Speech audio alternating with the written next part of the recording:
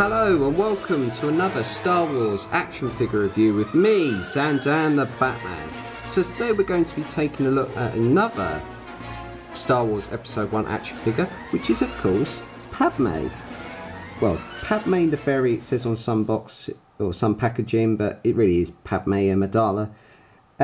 This figure is based on her appearance in the film, of course, in which she's dressed or disguised as a peasant girl on Tatooine. She goes with Qui-Gon Jinn and Jar Jar. Yeah, I mentioned him, but she goes with those two characters and R2-D2, I think. I can't remember. It's been a long time since I've seen the film. But they go to search for some parts for their ship that's obviously it's been parts of it has been damaged by the Trade Federation.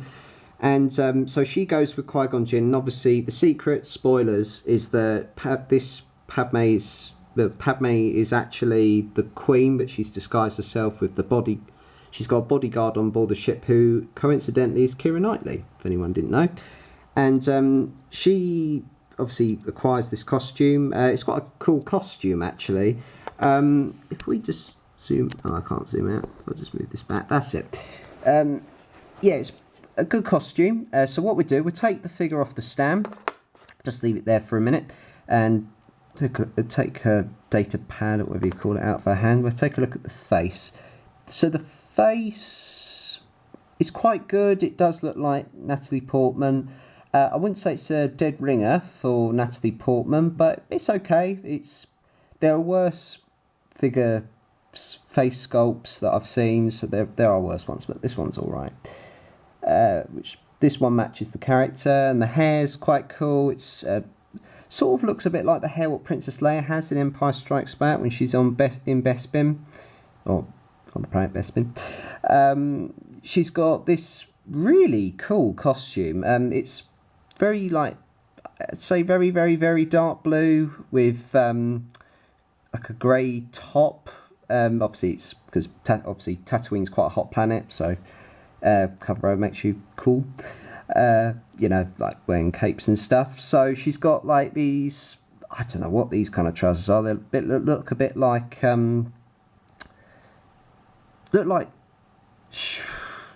really short shorts with like long stockings or something, and she's got like these shoes which you can't really see really well because obviously the trousers or whatever these are, shorts block much of the detail, but it's still cool. The shoes are pretty good.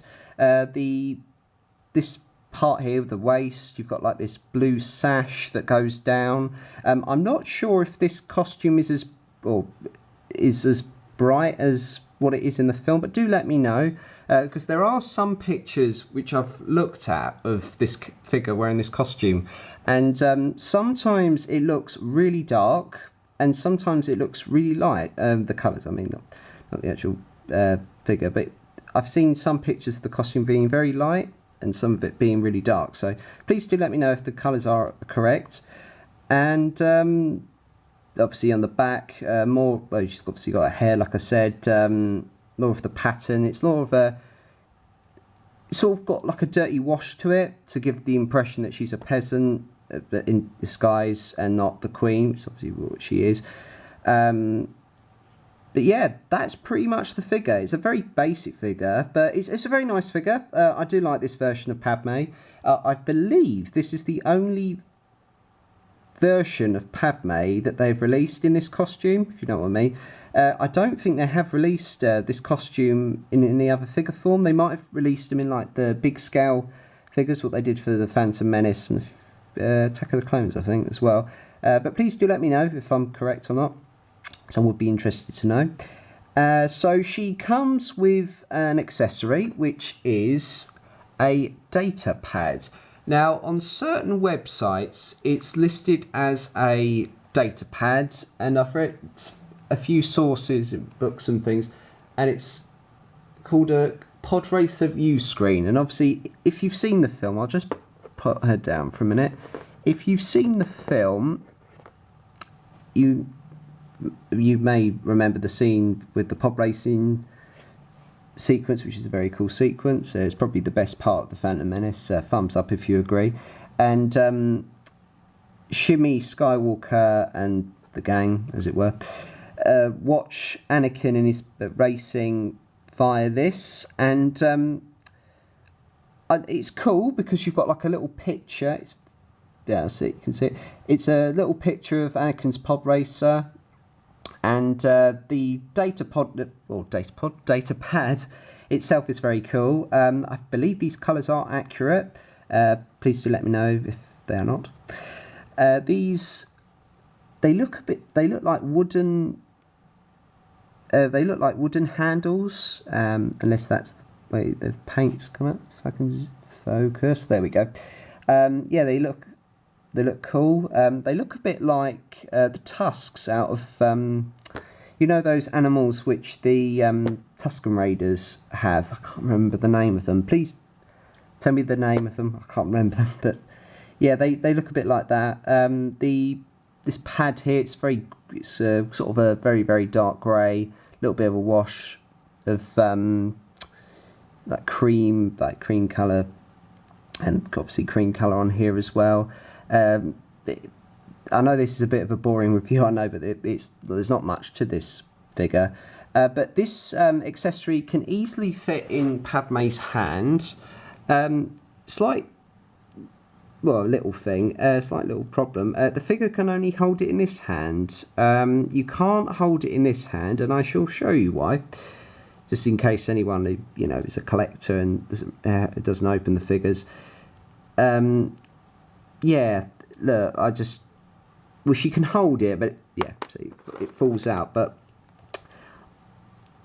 personally, just put it in that hand. I don't think in the film, I think Shimmy Skywalker holds it like that rather than like this. But, there was a scene or a picture somewhere, if I can just find it. Yeah, she's holding it like this, and I think the screen's facing that landscape, but I don't know if it's just a, you know, a little continuity thing, but I don't know if that's supposed to be the right way around. But if it, as I've said, if it is or if it isn't, please do let me know. And yeah, that's pretty much the figure. I know this is a bit of a boring review, but as I've said, there's not much to this figure. It's still a cool figure though, as I've mentioned, and if you can stand up. Oh yeah, and she's just got the basic articulation, to be honest. She's got articulation, the legs. The legs can go up and down. Let me just check. Yeah, she's got a swivel neck. Obviously her head can turn, as you can say. I don't know. Are you sure about this? You know, the things what she says in the film. What else? Swivel neck, 2 swivel shoulders. Obviously her shoulders can, you know, can do a full 360 degree turn, a bit like the old Star Wars figure articulation.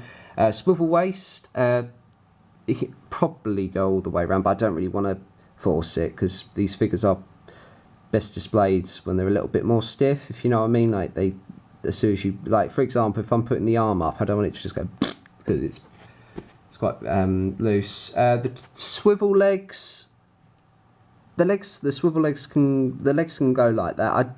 You could force it, I guess, but I don't really want to do it. And of course they're on 2 pegs, 2 little hole pegs at the bottom, so you can put her on her stand. Oh, I've just hit the camera, which we will have a look at. What is it called again? The Com Talk Chip. And now I'm not going to go into this as much as I went into detail when we had a look at it in more detail last time when I reviewed the Darth Maul action figure, which, check that out, that's still on my channel. So I'll only go into the basics. So yeah, you've got a nice picture of Natalie Portman there in her, well, the picture of what the figure should look like. You know what I mean? Picture of her from the film, you know what I mean. Let's not even go into that. So she's got a little peg here where you can easily put her on there, which we'll do in a minute. You've got this chip thing. Yeah, I've mentioned all this before. But yeah, it's just more you know, more of the chip on the back, and obviously you've got Padme Naberrie, because I think she was publicly known as Padme Amidala, but her real name was Padme Naberrie. But yeah, it's still the same person, and she's got the number 4. Is that right? Yeah, number 4. As I've mentioned, they released so many figures for the Phantom Menace, it's unbelievable. And I believe that these figures were distributed abroad, because I believe the ones released in America had a bit of like a little text or a bit of an information, or like a paragraph or something about the character, and a little bit more detail about the figure itself, like saying Padme comes with da da da da, and then all those accessories. So that's basically it, really. Before we finish the review off, and yes, she can easily fit on there, saying that. Yes, she does. She fits there, and she looks nice with the other figures, so if you get like an R2-D2 figure, yeah, it looks good. And what we do, we just move this figure out the way for a minute, so we'll just put you over there, and we'll have a look at the packaging. So we won't look at it in a lot of detail because I've gone through all of it before. So what we do, just pull up the tripod for a minute, and we'll have a look at the box. So the box, or the packaging, is very nice. I like the Darth Maul logo, it's pretty cool, very menacing. Obviously you got the Star Wars text. This one was apparently £7.99, maybe that was when it was sold at the time, I don't know, but I believe these figures were quite cheap back in the day, but I could be wrong. You've got a nice publicity picture of Natalie Portman there as Padme Naberrie. Just details about the ComTalk chip, and yeah, that's where the ComTalk chip was put in the packaging, or stored in the packaging. You've got ComTalk chip. Now your figures talk. Oh my god. Through a special reader, see back for details. And obviously you've got all that in about 1 million different languages. You've got Collection 1. I think this was the first wave of this figure is part of the first wave of the Phantom Menace figures. Obviously it was distributed by Hasbro, and I think Kenner was involved in the distribution of the Phantom Menace figures. I could be wrong though. Please do let me know if I am in the comment section below. And I think that's everything there. So have a look on the back. The information text is as handmaiden to the young Queen Amidala of Naboo, Padme Naberrie is a trusted advisor and privy to many important state words out, and privy to many important state secrets. Sorry about that. Lost the words. Again, all those different languages. You've got obviously the name again, the Star Wars logo. Padme Naberrie ComTalk chip lines are, I've been trained, I'll try and do the voice, but it sounds weird. I've been trained in defense. I can take care of myself. You're a funny little boy. How do you know so much? And that's in that scene when Anakin goes, are you an angel? And these junk dealers must have a weakness of some kind. And that's when Qui-Gon does that. I think it's either after or before when he does the Jedi mind trick, which doesn't work, which is quite hilarious. It says in brackets, this chip interacts with Anakin Skywalker and Qui-Gon Jinn, which is, in my opinion, one of the coolest characters of the Phantom Menace. Thumbs up if you agree. Again, you've got the same picture, and I think it's the same text, but I'll read it anyway. Star Wars action figures will never be the same. Now Star Wars Episode 1 figures have the ability to speak. The ComTalk chip that comes with each figure and the ComTalk reader, sold separately, gives you the power. Simply touch each figure's ComTalk chip to the ComTalk reader, not ComTalk, to hear your figure speak lines. Some will even interact with other figures. Now the Force is with you. ComTalk reader, sold separately. An official Star Wars website. This was back when I think the Star Wars website was first released, and you've got this like ticket thing. I don't know if that was like, I think what Hasbro did so they could, I think it's so you could probably send off for more figures. And so that's basically it, guys. So all in all, I know this has been a bit of a sort of a not a weird review, but a bit of a... There's not been much... Oh, I'm struggling with the tripod. Excuse me one moment. Yeah, I know this has been a bit of a odd sort of review, because I haven't really said much about the figure, but to be honest, there's not much to this figure. But it's still a nice figure. If you can still pick it up for a good price, I would recommend it. And all in all, I'm going to give it a rating of... I think I'll go... I'd say 7 out of 10. Yeah, I'd say 7. We'll go with 7 out of 10. I think there are better versions of Padme Amidala. Obviously, this still is a nice figure, as I've mentioned about a million times. It's still a nice figure, and I do think that there are some better figures out there. I like the Geonosian battle arena scene with Padme, which she's got that battle droid gun. That's quite a cool figure.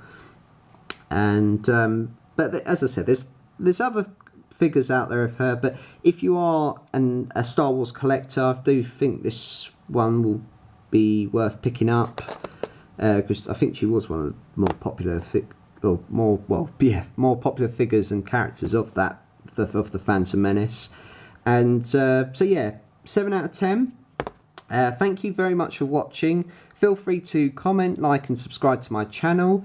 I've got no idea what my next video will be, or review, because I'm quite busy at the moment, and the tripod's a little bit slanted. There we are. Yeah, I'm quite busy at the moment, so I don't know when the next review will be up. But take care, guys. Hope to see you soon, and may the Force be with you.